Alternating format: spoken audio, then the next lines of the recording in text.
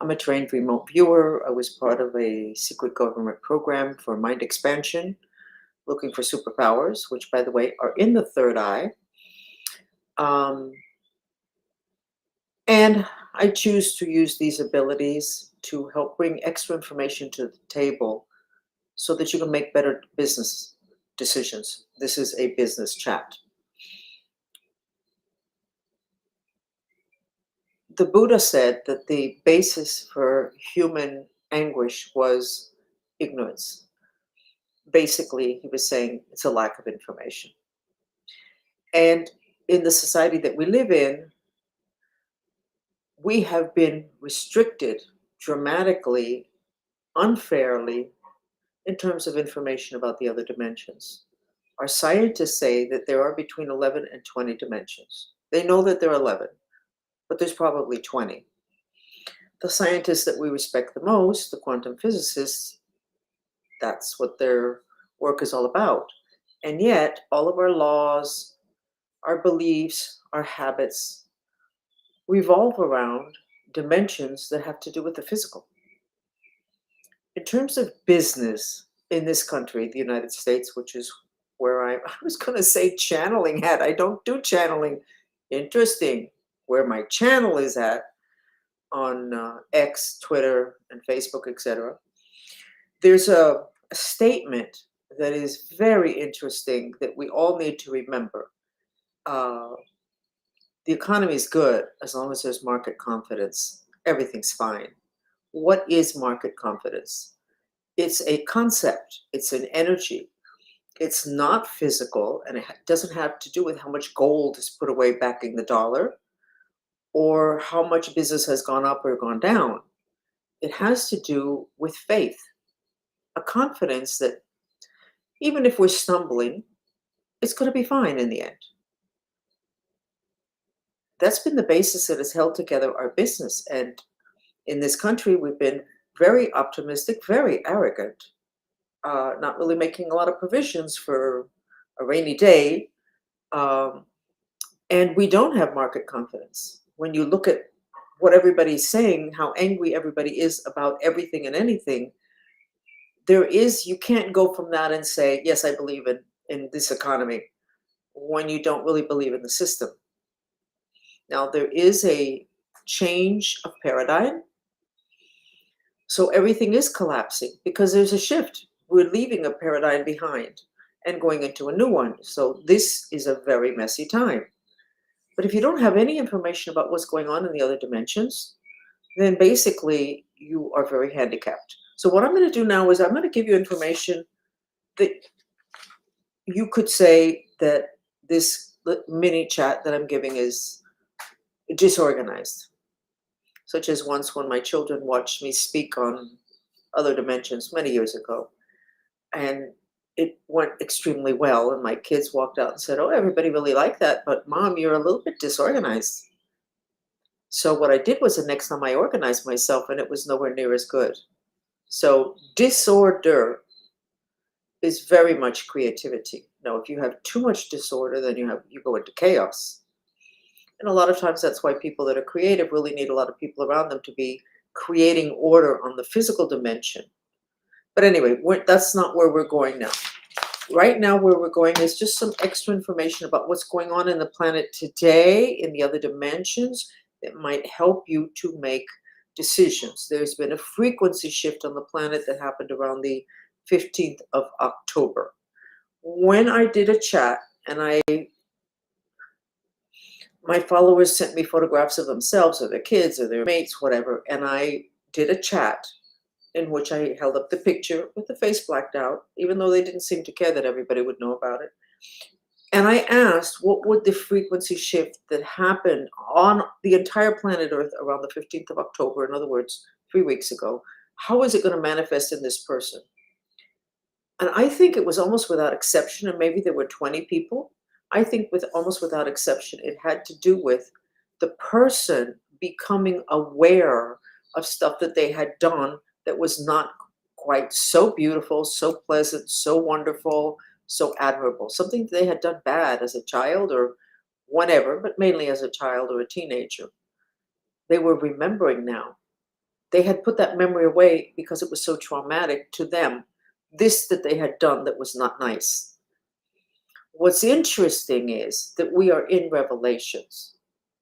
So all of this stuff inside of our mind, which is in every inch of our body and also 18 inches out, all of that, a good percentage of it is repressed in our tissues. And later on, we get a disease. Like if you have repressed anger plus impotence, you get cancer.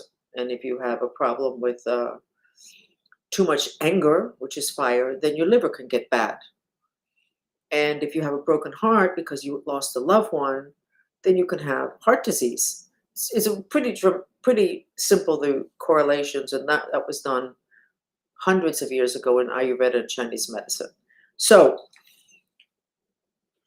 I'm actually struggling a little bit here because I think somebody is doing some kind of frequency attack on me now. So it's kind of like pushing my head to the side, and I have to struggle back to get back to center. And this is one of the things that I am not really allowed to talk about, but I can tell you that we're all having to deal with. That frequencies and vibes are very real, and there's some great frequencies, such as the music videos that we do that include sensory therapy, images, sounds, and they're very healing. And then there's other frequencies, such as the sound of microwave, which you cannot hear, your dog can. You can't hear. It's very damaging to the human mind. So there's different frequencies, and people have learned to manage those frequencies and to use them and weaponize them, which is I love that expression. They weaponized frequencies. And we're finding out more and more that the frequency we listen to the most, which is, I believe, 440, is actually, there was a choice for another frequency that's much more healing. And the choice was to go with 440. I don't know anything about music. And that we really need to get back to the frequencies that are healing rather than the frequencies that leave us anxious. So around the 15th, there was a frequency shift on the entire planet. And when I did my research on live people with them verifying whatever, what the big shift was, that they individually remembered stuff that they had done as a person, and it was really, really bothering them. Some were going into depressions, some were just shutting down completely. The fascinating part about this is that I believe it was in 2012, there was some stones found, Mayan stones, that had to do with, it was called the Tortuguera prophecy. And in it, it was talking about end times, these times now. And it said that at the end of the end, which is where we're at now, that people would start to remember revelations. They would start to remember things that they had done as a child, as a young person, some people even in previous lives, and that they would feel really bad. And that these memories, these traumas, had been put into what are called subpersonalities. I guess that's what the therapists used to call multiple personalities, that the person dragged around with them. But now with revelations, all those veils coming up, particularly the one around the 15th of October, people are now able to remember something that they did that they had worked really hard to not remember, to repress, to walk away from, except they dragged it with them. And at this point, the Mayans said this would come up and that it would create total chaos in society. I have told everybody that follows me that they need to discuss this openly with their family and say, listen, you maybe remember ugly stuff that you did when you were young, but we are dual. We're light, we're dark. We're not just light. And we're not just light fighting off dark. We're light and dark within us. And from there, we make choices. And yes, we reject dark, but it's part of us. There has to be some kind of a coming together and acceptance that we are both things. And there's not. And our religions have certainly not taught us that. On the contrary, slap your hand if you're not a good person. Do a rosary. Go to confession. Know that you're just not a good person. And having done that, they basically set us up for what the Mayans seem to feel might be like a huge, if not the biggest factor now in making people lose their grip on reality because they can't tolerate seeing that about themselves. So it was very firmly established within the first 5 sketches that I did of people's auras that that was what they were dealing with. And that was something I've been talking about, the Tortuguera prophecy. So let's talk about the frequency, like, of the United States. Today on X, Twitter, there was a little video, and it was a photograph, a video of the United States, the map, and it was showing how the indigenous American Indians lost their lands. And it kept moving west and moving west and moving west, and then it moved southwest, and then there was this much left of indigenous lands. Now, yes, American Indians are, and they're secretive. They also have astral bodies, which is your emotional body. The definition of emotion is to move out. They don't move out emotions. Just like the Inca, they don't move them out. We move them out to a certain extent, not enough in other cases. So where did that emotion of rage, of the unfairness go? Into the land. That's why it's said, and if somebody ever finds this on the internet again, because I don't know where I found it, the map of the cradle of civilization is also the map of the cradle of volcanology. Wherever there was civilization, there's volcanoes. What are volcanoes? A retention of excess fire on the planet. So you have a civilization, and everybody's civilized, which means the truth is repressed. It's not said, it's not processed, it's swallowed. Mother Earth picks it up, and after who knows how many hundreds of years, Mother Earth can't take it anymore and releases it as a volcano. So a volcano is actually a really positive thing on planet Earth.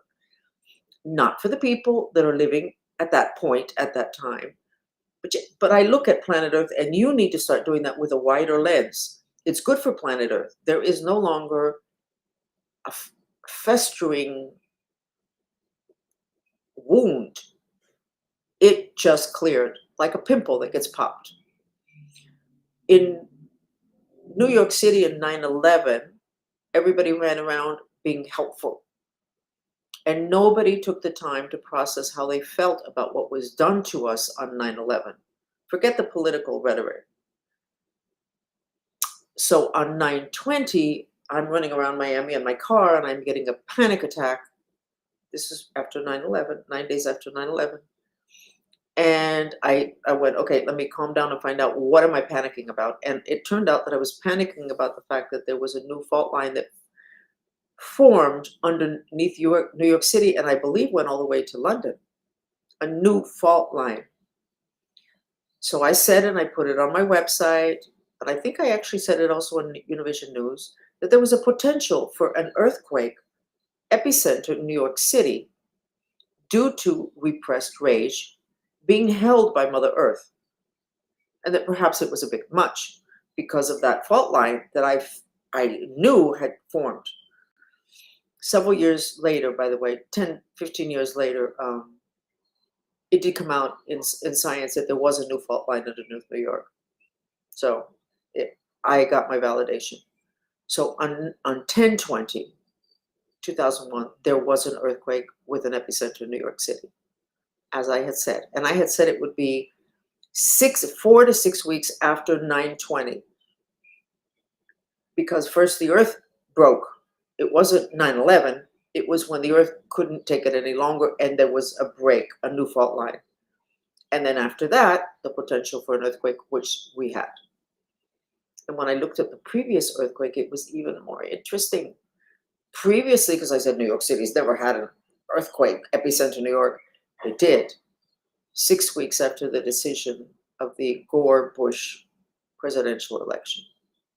That was a lot of people in the rage, but we're so civilized. We are so civilized. So, I mean, how civilized are we really? So apply that to your business.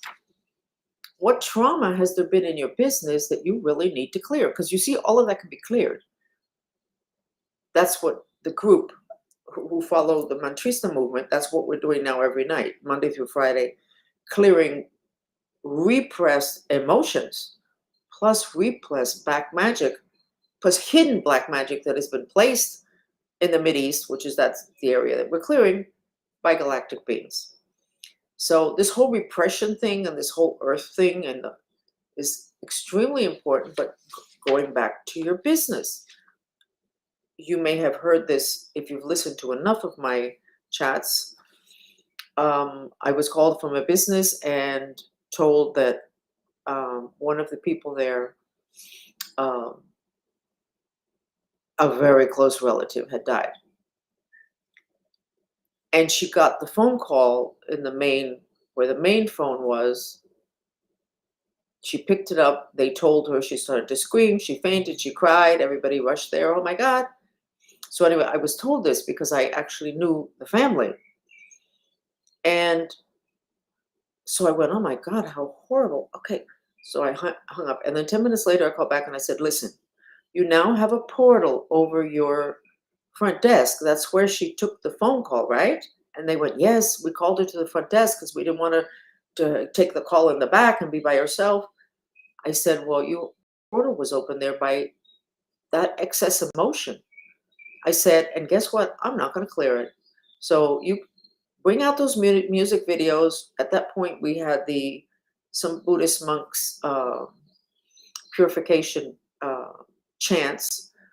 I said, and do the crystal bowl, and everybody do a mantra and get that cleared. Because if not, being at your front desk, which is where you do all your receipts, it's going to affect the business. And I'm not taking care of it. You guys do the work. So 2 days later, I checked and they had closed the portal. So their destiny would have changed due to one phone call, which opened a door to hell. Frequency. Change the frequency. That door to hell allows this new frequency to enter because of the issue. And the frequency of the place changes. Many times I'm working with people and I'm doing an analysis on their homes.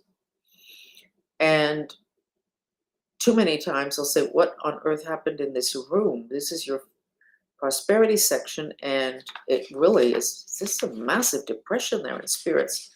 And most of the time I'm told, oh, my mother-in-law that was her room for 2 years when she had cancer and she finally died. So that the frequency of that entire home drops because of the type of activities that's in that room that are never purified. That's the point. And then that part of the home corresponds to prosperity. So you have an injury to your prosperity due to a drop in frequency, due to not purifying what are really normal life events. Many of us have had people that have been ill and have been with us until they passed. The trick is you cannot just recycle. The windows have to be opened. There needs to be sound, activity, smells that will bring the frequency back to what it should have been, could have been, or was before a sick person's frequency took over the room. In terms of your business, I've analyzed several businesses in which I have said, you have the potential for a lot of losses at the back door. And they'll say, somebody's stealing now? We have cameras. I said, no, I don't see anybody stealing now, but have there been entirely too many times that you've lost things through the back door? And they will go, yeah, we had a robbery and it was the back door. That's how they came in. They never cleared that trauma because it's also a trauma for the place, for the door, for the wall. Everything has consciousness, and science calls it panpsychism. Okay. That's what they call it. In terms of panpsychism, that area in that back door, the wall, right inside, has a trauma because it was broken in. And the thieves that were breaking in were probably very hyper or semi-hysterical at the fear, whatever. And then the rage of the owners when they came back to find out that somebody had taken out machinery and whatever through the back door. So you can have a place and different areas will have a different frequency. I remember analyzing an office. It was very successful, and I remember going around and then I indicated an office that really Whoa, low frequency. And it turned out it was the accountant's office. But the company didn't have troubles, from what I was told. I'd never asked to look at that. So the issue was that the accountant was a worrywart and wanted everything perfect and couldn't get everybody to perform at that level of perfection. So it was a lot of her personality that was creating the issues, but it didn't really matter. And not a coincidence that that office was actually in the prosperity section of that company. So you have a low frequency due to a personality trait of somebody that's actually working on the books because of where the office is located on the Bagua map. By the way, the discovery I made about the mind-body connection is also the mind-environment connection, which usually is your home or your office. So if you read our book, Creation, From Victim to Master, it's up on Amazon. The front cover is a map of the connection between you and your spaces. And from there you can go, oh, I know there's an area of my life that has always been iffy. And every time I move, that area in the place where I move is one of the bathrooms. Okay. So there's two ways to look at it. Don't get that house, too much of a coincidence. And the other way is you don't have a problem unless you need it. So why would I always get homes with bathrooms in the area of this iffy area in my life? Because I needed to work more on that. So let's go into that thing that you need to know about the other dimensions. You do not have a problem that you do not need. And you can say, well, that's great. You know what? And I know we learn from problems, but you do not have a problem that you don't need. And that includes black magic.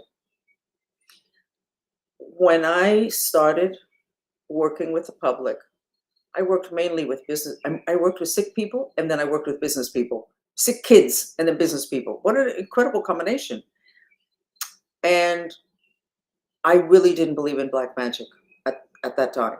I didn't know. I didn't believe. I thought that it could only bother you if you actually believed in it. And if you didn't believe in it, well, not for nothing that people that built the pyramids and all those big structures and achieved things that we haven't achieved yet, they all dealt with black magic every step of the way in their homes, in their birth, in the death, burials, the whole nine yards.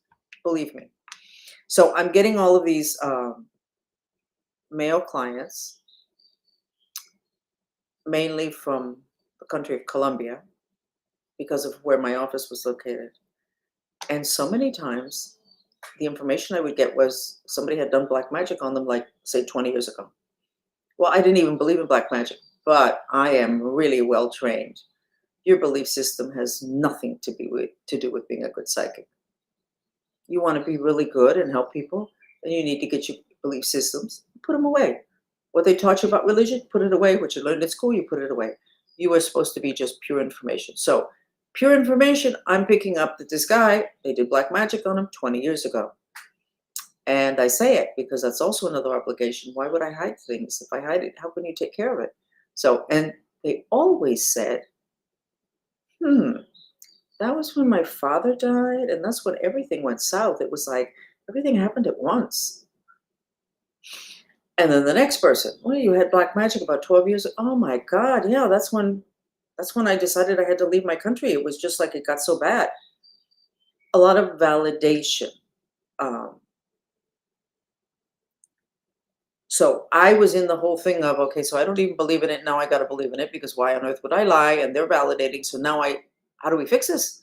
So I did all sorts of things working with Mexican shamans, and I always have worked very closely with Buddhist monks. So I had a particular monk in particular that I was very close to, and I would say, okay, I have this client with this problem, take care of it, and we'll give you a donation. And I would say no.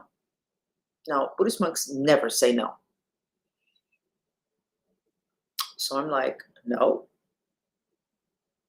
I don't get it. And they said, no, he needs the problem. And I'm like, how could he need this problem? Why? No, why would he need this?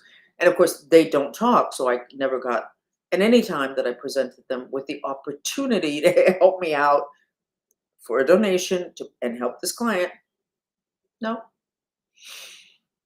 So when there is black magic, you need it. Why would that be? Because you can't have black magic land on you and do something to you unless you are broken. If you're very prosperous and have always been, your family's okay, and somebody does black magic on you to take away your prosperity, chances are that black magic is just going to kind of like roll off, disappear, whatever it happens, if it doesn't hook or come in. Come in, that's the word. Now, if they do black magic having to do with your marriage and your parents divorced and you don't think that mates can ever possibly be faithful for the entire duration of the marriage, they can do black magic on your relationship, your marriage, and it will hit you because you are broken in that area. So if anybody ever tells you somebody did black magic, then you have to look at it and say, okay, what's broken in me that allowed for this to come in? And having black magic on you and not taking care of it is also something having to do with vibration. You have the vibration of being cursed, which means you're going to get more black magic. And I guess it also means that, hey, you didn't listen and there's something you need to deal with the first time, you're going to get more of it. And that applies to me. I've had many, many enemies.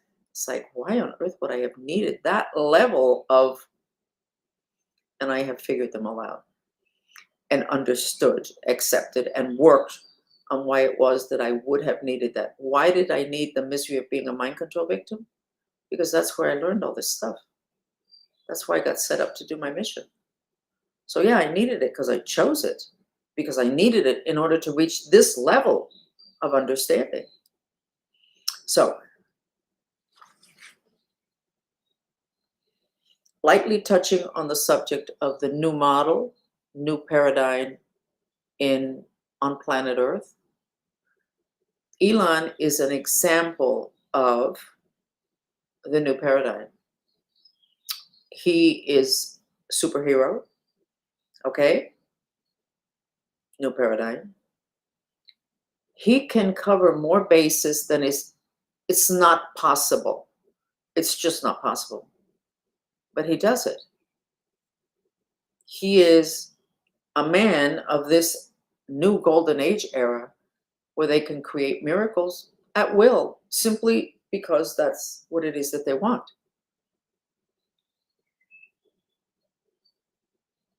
An example of the new paradigm. And I'm not sure that somebody that's a lot older can get into that frequency of magic, superpowers, incredible level of compassion, and an incredible ability to cover so much that it's not almost like not possible for a human being to do this. It's really the new human beings. So it's very interesting and difficult to live at a time that is unlike anything that planet Earth has experienced before. And this is a time in which we're supposedly being integrated with the galactic community, whatever it is that that means. So your belief systems also having to do with change, new business model, a new way of doing things, particularly your way of viewing community and compassion as applied to big business, that attitude is going to make a huge difference from here forth. So with that, I'm going to end, and thank you for joining me. I'm Frances Fox.